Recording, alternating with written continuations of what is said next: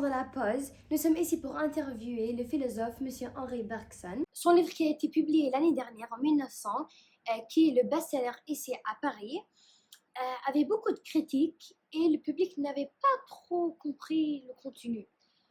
Est-ce que vous pouvez expliquer, monsieur, s'il vous plaît? Mais avant de commencer, comment allez-vous, monsieur?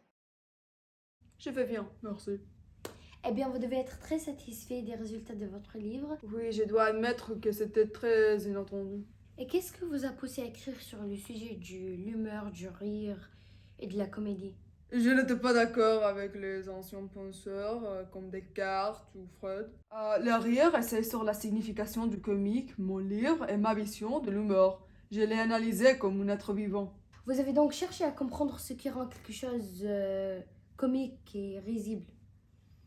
J'ai lu votre livre et je crois que vous dites, et je cite en fait, que la comédie survit lorsque vous avez quelque chose, un comportement, une activité qui donne l'impression d'être mécanisé, automatique, plutôt que d'être vivant, naturel, gracieux. La comédie est quand une personne se comporte comme si le monde physique n'existe pas ou n'a pas d'impact sur eux, mais il rencontre des pierres de la réalité.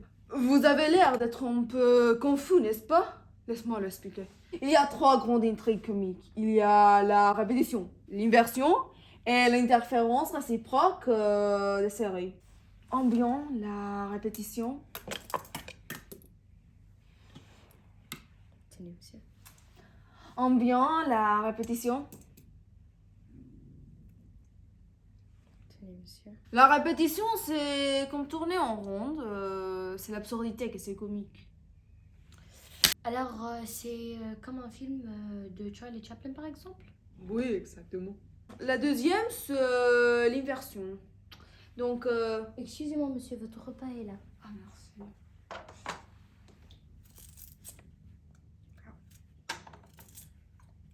Une explication plus simple serait le renversement des attentes.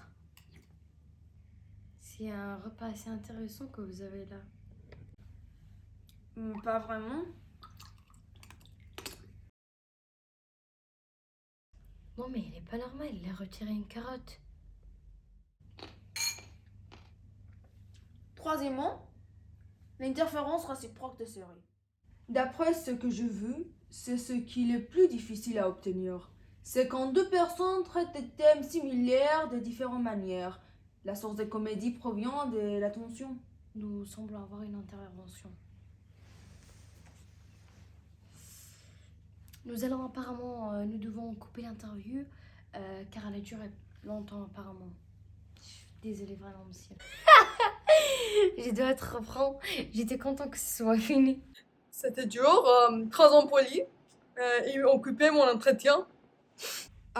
D'accord, je veux conclure. En conclusion, le rire, c'est une fonction sociale. Même quand vous riez de quelque chose avec vous-même, vous riez avec les attentes sociales. Lorsque vous riez de quelque chose, vous prenez que cela mérite d'être ri ou corrigé. C'est tout. Merci pour expliquer votre livre. Merci pour m'avoir. Enfin, merci de m'avoir ici aujourd'hui, c'était un plaisir.